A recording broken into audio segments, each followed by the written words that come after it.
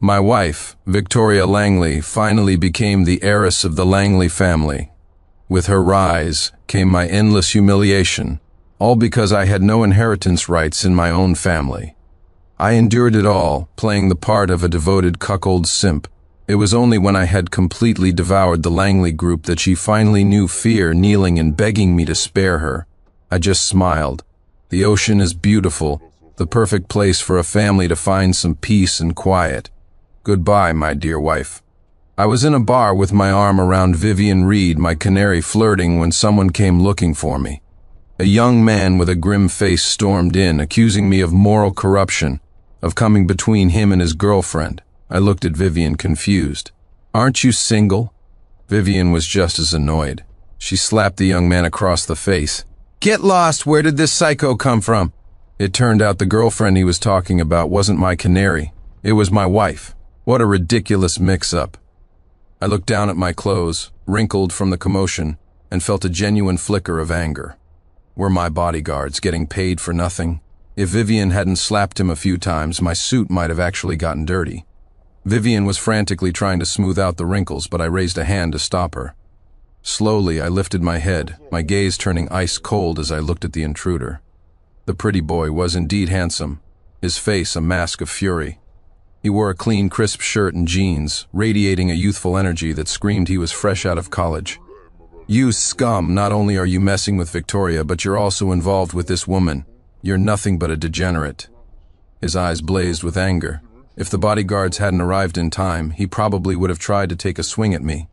I leaned back, settling into a more comfortable position on the sofa. So, he was here for Victoria Langley. I took a sip of my drink and spoke calmly. "Victoria Langley. What's your relationship with her?"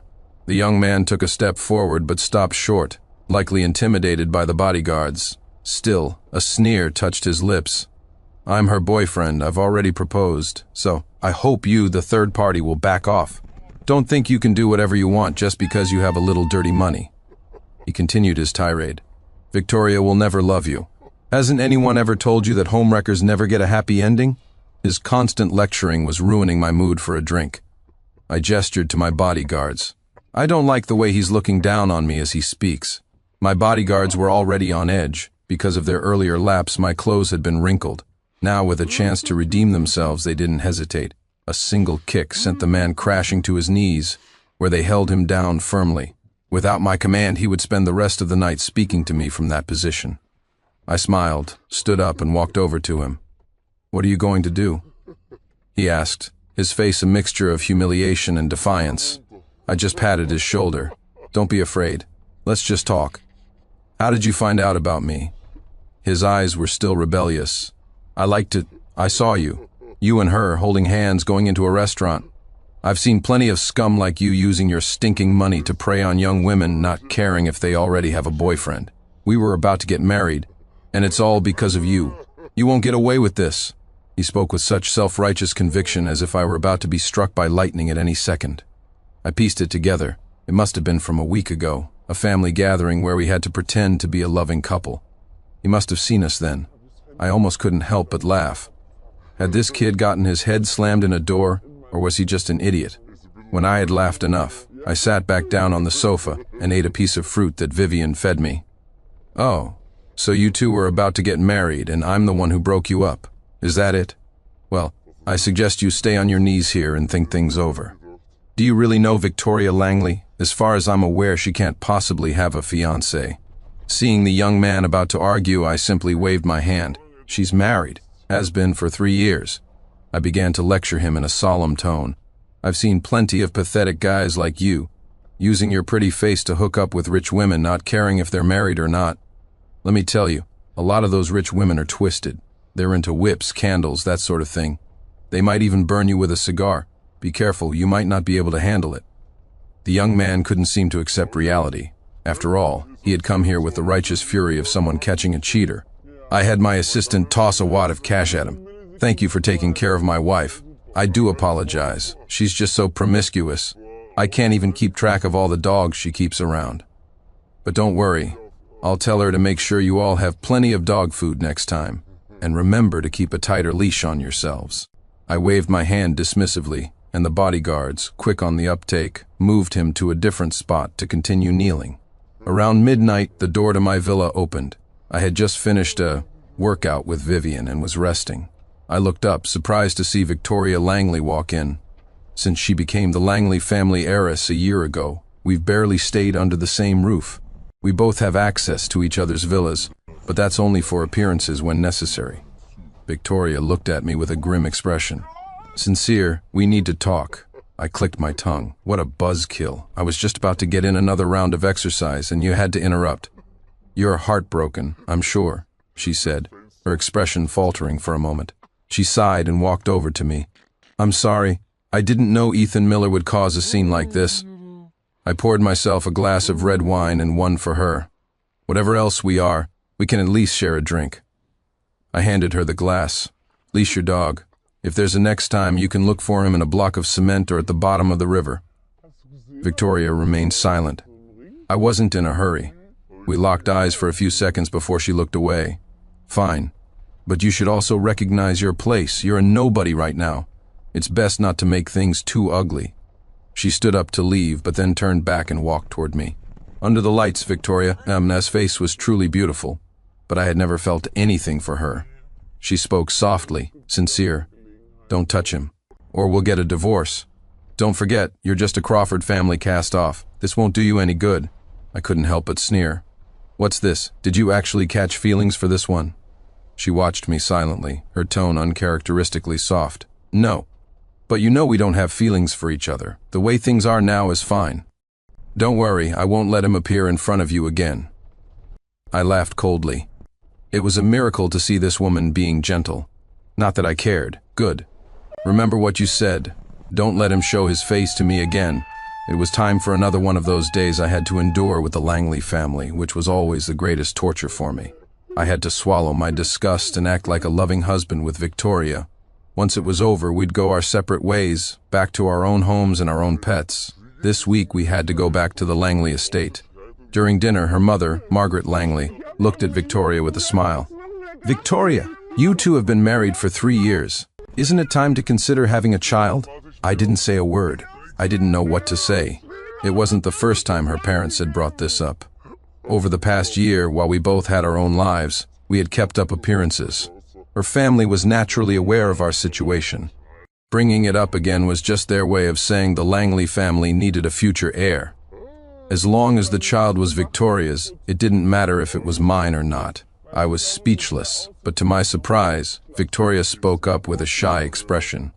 Mom, we're already pregnant. We came here today to tell you. You don't have to worry. As Victoria's parents turned their gazes to me, I had no choice but to smile and nod. Inside, however, a storm was brewing. We had no feelings for each other. We practically despised one another. We had an agreement to live our own lives, but even if we had illegitimate children, we weren't supposed to bring them out into the open. What was this? Was she trying to make me play the happy father? I barely made it through the rest of the meal. As soon as it was over, I stood up to leave. The expression on my face must have been ugly because Victoria's parents probably guessed why. Even so, they put on a show. Sincere, are you in a bad mood? Is there something you want to talk to us about? I just smiled and said nothing. Victoria, on the other hand, wore her usual faint, mocking smile, completely unconcerned. It's nothing, Mom. Sincere is just worried about my health. Her mother gave a strained laugh and patted my hand. Sincere, we've spoiled Victoria since she was a child. If you have any grievances, you must tell us. I nodded. Don't worry, mother-in-law. I have some urgent business at the company, so I have to go. Before they could say anything else, I grabbed my coat and left. I didn't care what would happen next. I spent the entire night sitting in my study, waiting for an explanation from Victoria. But she didn't contact me all night, not even a single text message. It seemed she really didn't take me seriously at all. Fine. In that case, I'll send your happy little family of 3 on a trip. There's plenty of room down below. You can all go down together, nice and orderly, so you can keep each other company and not be lonely. I must have dozed off. When I woke up, I felt stiff and my mood was foul. After thinking for a long time, I decided to give myself a day off. As for what to do, fishing. Away from people, peaceful and serene. Revenge unsought, shame unwashed.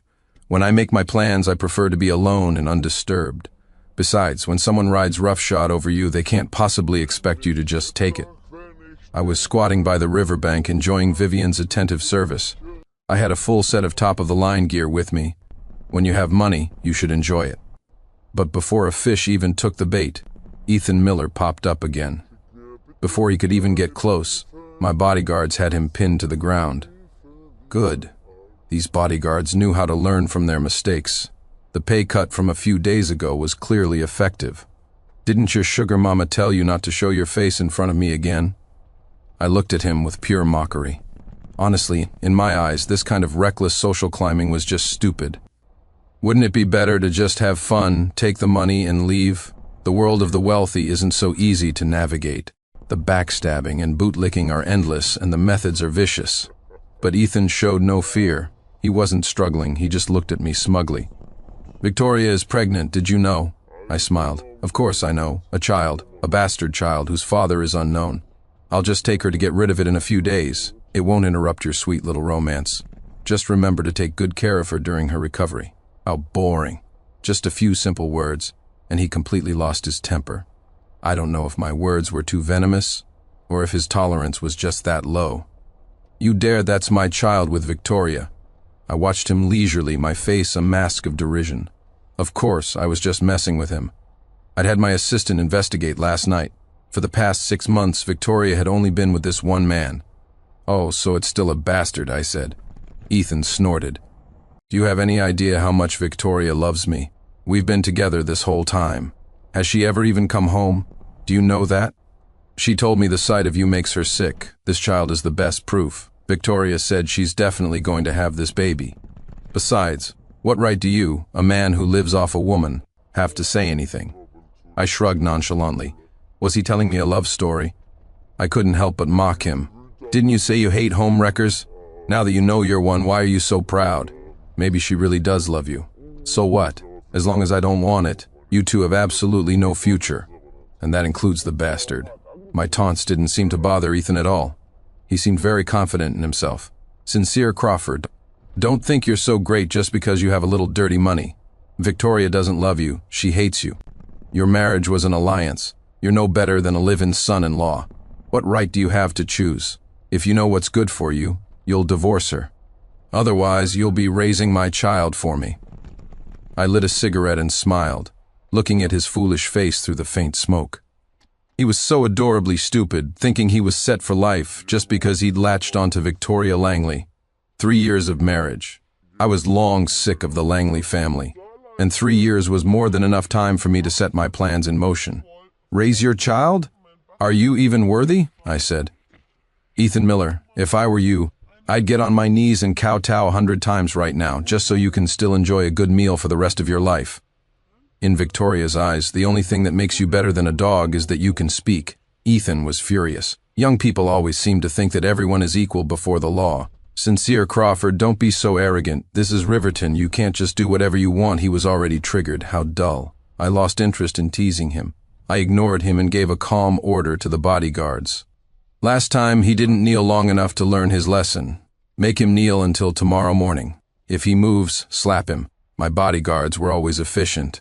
Despite Ethan's shouting and struggling, they delivered dozens of hard slaps to his face until his mouth was swollen. Only then did he seem to remember that we were in the middle of nowhere, and screaming wouldn't summon the police. Victoria and I had known each other since childhood. Our families weren't close, just acquaintances. 3 years ago, both our families had their eyes on a project that neither could handle alone, so they needed to join forces. That's why we got married. In the beginning, we were actually quite harmonious. Neither of us dared to risk jeopardizing the alliance between our families. The losses would have been unbearable. For 2 whole years, despite both of us being ambitious, we knew our ambitions were difficult to achieve. I had my ruthless older brother Julian above me, and she had her brilliant strategist of a brother Lawrence above her. The change came a year ago. Victoria's brother Lawrence was in a car accident. His wife and child died on the spot, and he was left in a vegetative state. The Langley group instantly lost its most outstanding heir. Old Mr. Langley was forced out of retirement and began to groom Victoria. Hit by this golden opportunity, Victoria was no longer the little woman sacrificed for a marriage alliance. She transformed into the sole, highly sought-after heiress of the Langley Group in Riverton. Our relationship gradually became complicated. To her, I, the second son of the Crawford family with no inheritance rights, was probably only useful as a link to the Crawford Group.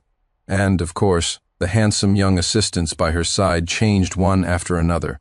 Faced with this situation, I said nothing. I became the laughingstock, in everyone's eyes, the great cuckold, because I knew I wasn't strong enough. No matter what I said or did, it would be wrong. In this world, truth is always in the hands of the powerful. Perhaps because the Langley family still needed the Crawford family's support, Victoria negotiated with me. Sincere, our positions have changed, but you will always be my husband. If you feel it's unfair, you can go out and have some fun too. Just don't get anyone pregnant. I nodded and did as she said. For the past year, we had lived in peace. She changed her assistants one after another, and I kept one canary after another. In public, we were a loving couple. In private, we never even spent a night in the same house. Gradually, Victoria's attitude toward me became nothing more than a public performance. But I never expected her to let her pet dog break the rules of the game. Not only did she let this creature get in my face, but she was even planning to make me a father. If that's the case, then my 3 years of preparation were not in vain. I had no idea how Victoria would react, but my fishing trip was ruined. I turned, took Vivian by the hand, and got into the car. Looking at the starlit headliner and the beautiful woman beside me, my back ached a little. I felt a surge of annoyance and rubbed my nose awkwardly. I had been tutoring my canary a bit too frequently lately. Driving back from the river, I looked at the white clouds in the sky and was somehow reminded of 3 years ago.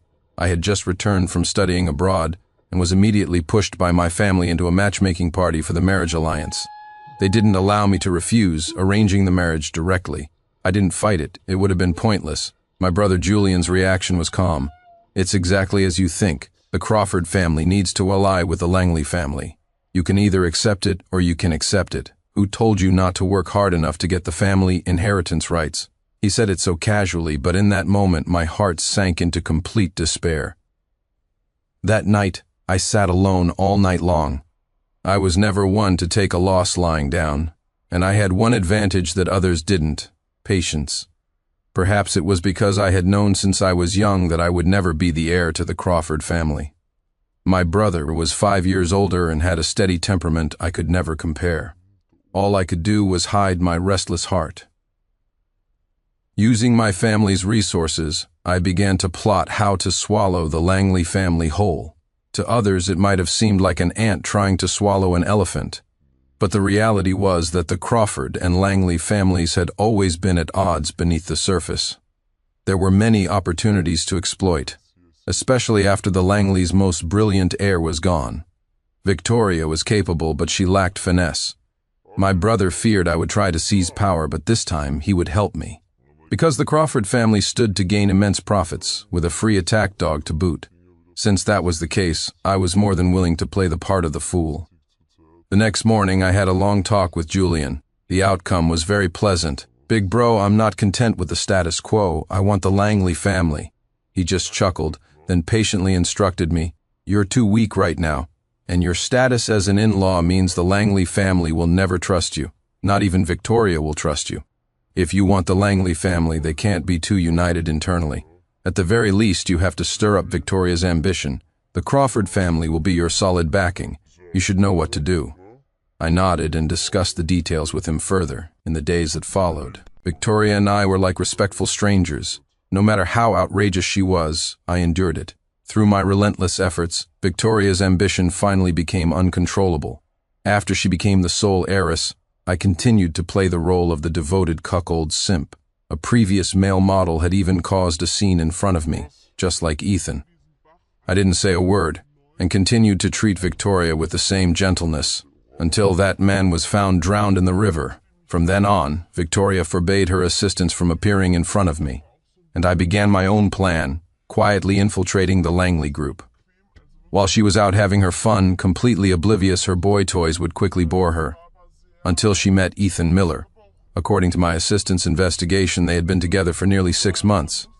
I didn't care what she did outside, but she absolutely could not bring it to my doorstep. A warning should have been enough. Now he deserves to die, and the Langley family deserves to fall. Victoria dragged a stiff-legged Ethan back to her villa, her face a storm cloud.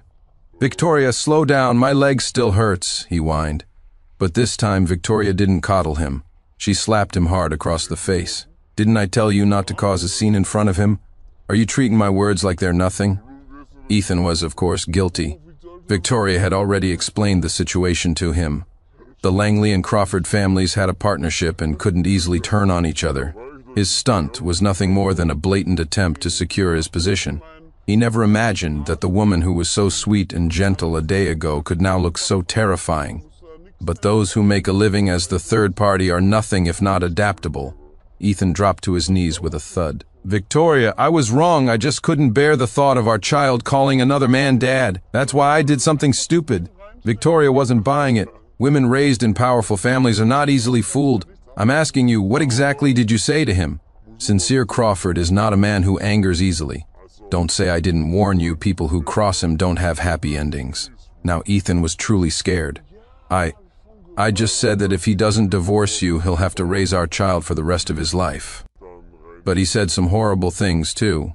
He threatened me. He said the only thing that makes me better than a dog is that I can speak.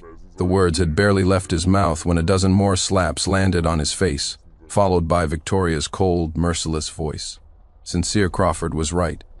"You need to recognize your place. This child belongs to the Langley family and will have the Langley name. Did you really think you could control everything just because you can knock a woman up? The only reason I kept you around for so long is because you're handsome and obedient. But your intelligence, I really need to reconsider whether I want this child at all." Ethan froze. He had thought that if a woman was willing to bear his child, it meant she loved him to her core. How could this be happening? The turn of events was beyond his limited comprehension. He crawled forward on his knees. "Victoria, I can't live without you. I love you." Before he could finish, several more heavy slaps struck his face. "How much is love worth? I like to play around, and I would never have a child with Sincere Crawford. But my child is a Langley child, not yours." Now Ethan understood.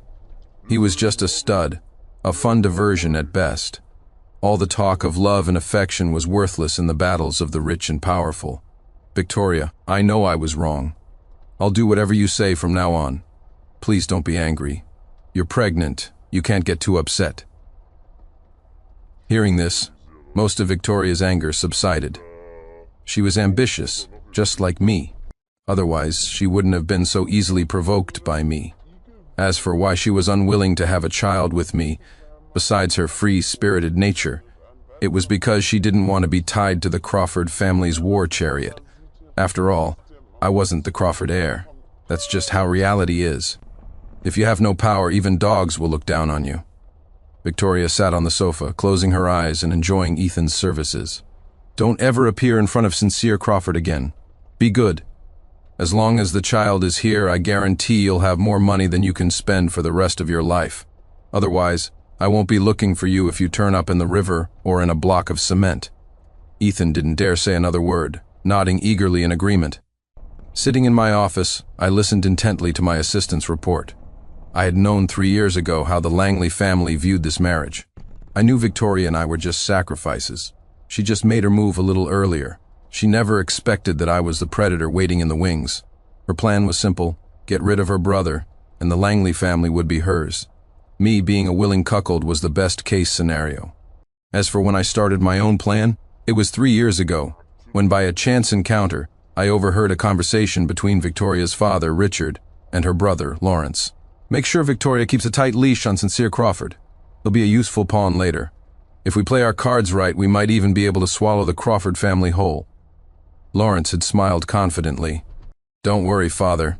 Sincere Crawford won't escape my grasp. After this project is over, I'll go to the Zhao and Wang families and find a chance to move against the Crawfords together. Once the Crawford group is on the ropes, I'll have the Crawfords transfer a portion of their shares to Sincere. Then those shares will be in Victoria's hands, and the Crawfords will no longer be our rivals." Because I knew this in advance, my brother was prepared. He skillfully diffused that crisis, and the relationship between our two families was reduced to a thin veneer of civility. I also registered a company overseas.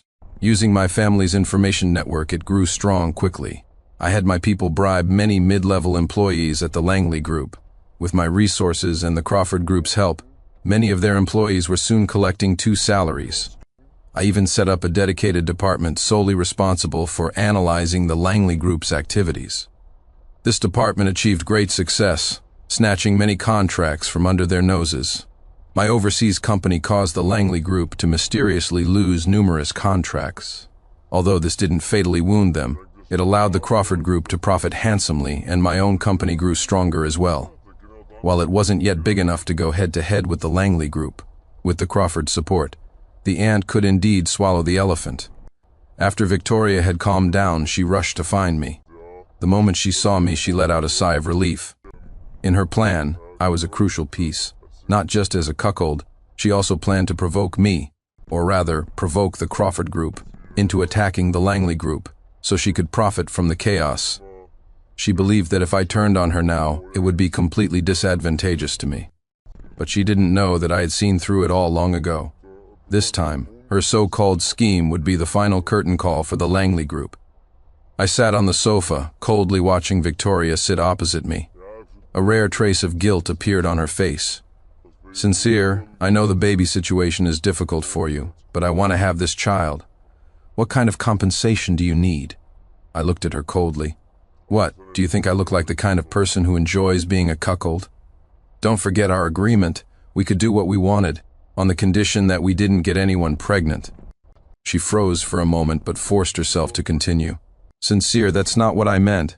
You can have a child too. In public, they will carry our respective family names. Are you satisfied?" Her eyes were filled with calculation. Yes, she had planned everything. She knew I wouldn't easily give up everything I had, that I would bite off a huge chunk for myself to maximize my gains. But that's what she wanted to see. She didn't just want the Langley family, she wanted the Crawford family too, and I was her best pawn. She was certain of it because, without her help, I could never become the heir of the Crawford Group. What a pity. My goal was never the Crawford Group. I looked at her with scorn. "Let's get a divorce. We'll file the papers tomorrow." She shot up from her seat, glaring at me furiously. "Sincere, don't be ungrateful, I'm telling you. You can't divorce a woman while she's pregnant, and I won't get an amniocentesis. If you want the Crawford Group, then you'll do as I say." I looked at her, my voice devoid of any warmth. "The divorce is tomorrow. Don't forget, I have plenty of evidence that this child isn't mine. Also, the Crawford Group will cancel its partnership with the Langley Group. Of course, we wouldn't actually divorce, but the benefits were non-negotiable. It would be a crime against myself not to take money that was being handed to me." Victoria's tone softened. "Sincere, we had an agreement. Why are you backing out now?" I slowly stood up, staring her down. "Victoria, don't forget, I never agreed to your dog parading in front of me. And you telling your family the child is mine? What if I don't want to accept that? My preparations were complete. All I was waiting for was an opportunity she would hand to me herself. She wouldn't give up on the Crawford Group.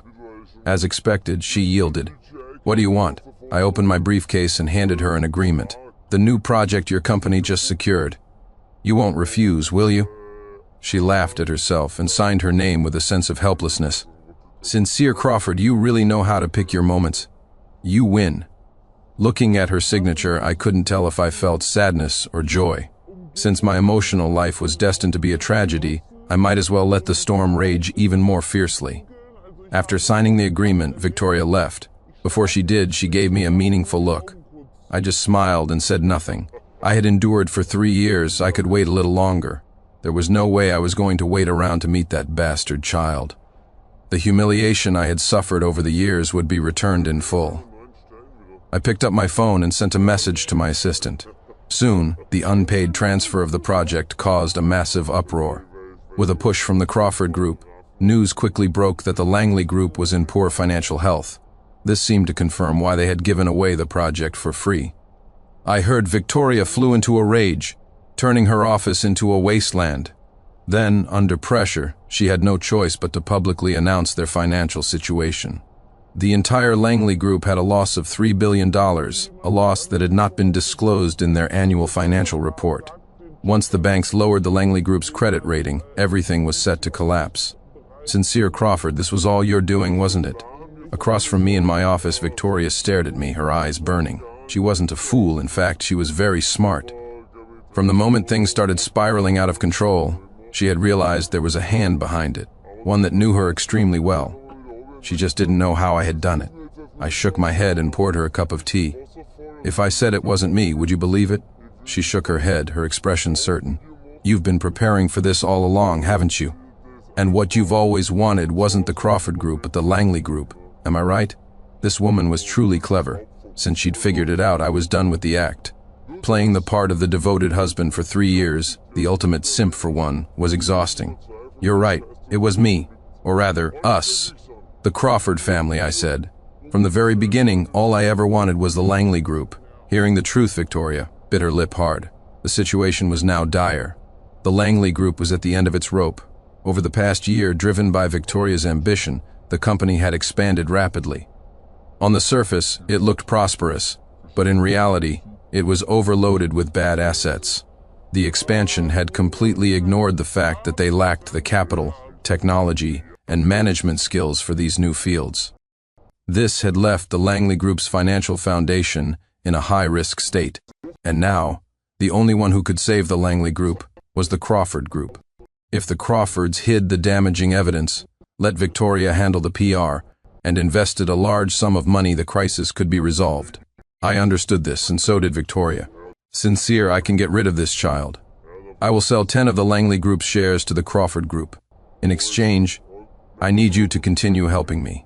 In the future, the Langley Group will be the Crawfords' strongest ally, and I will be your most loyal wife. We will have our own children. As for lovers, that will be up to you, Victoria said, a seductive smile on her face. I scoffed at her. Victoria, are you dreaming? Isn't it a much better outcome for the Langley Group to be directly merged into the Crawford Group? A wife? Do you think I would trust someone who would even scheme against her own brother to sleep beside me every night? As my words fell, Victoria's face turned deathly pale. Realizing that begging for mercy here was useless, she stood up, dazed, and walked toward the door. Under the relentless assault of the Crawford Group, the Langley Group was stretched to its limit. When Langley's stock price fell below its issue price, the Crawford family began to buy it up with all their might. In just 1 month, the Langley Group was completely swallowed. The reason it went so smoothly was not only because of the large number of Crawford moles within the Langley Group, but also because Victoria had completely given up resistance and was trying to quickly transfer her assets. When the acquisition was complete, I sat face to face with my brother, Julian. What do you want to do next? Julian said slowly, his eyes fixed on the white clouds outside the window. I knew that if my answer was wrong, or if I didn't express my intentions clearly, I would be the next Langley family. I chuckled and took a document out of my bag, handing it to him. Big bro, this is 30% of the Langley Group's shares. I think we're brothers. There's no need for us to fall out over some benefits. I paused, seeing no displeasure on my brother's face, and continued. From now on, the Langley Group will become the new Crawford Group. Big bro, you won't object to me being the chairman, will you? Looking at the share transfer agreement, Julian smiled with satisfaction. Very good. From now on, do things cleanly. It was a month later when I saw Victoria Langley again. She had taken her entire family and the $1 billion she got from selling her assets and fled overseas. The day they moved into their newly purchased villa, something felt very, very wrong. When they woke up, their hands and feet were tied to the cabin door of a ship. The whole family was there, neat and tidy. Victoria's parents and Ethan Miller. Not one was missing. I noticed Victoria's belly was beginning to show. I chuckled softly and looked at the group, still not fully awake, before closing my eyes to rest. We were on the high seas. They had no exit records. In other words, they were now officially missing persons. Unlike me, the Langley family was anything but calm, especially Ethan. The moment he woke up, he started begging loudly. Mr. Crawford, I was wrong. It was all that bitch Victoria who forced me to do it. I was just a tool. Please let me go. If the bodyguards hadn't tied him up so tightly, he would probably be on his knees kowtowing right now. I despised spineless, self-righteous fools like him the most. Did he really think he had a way out? Where were we? The high seas. If he made it back alive, I would be the one in trouble.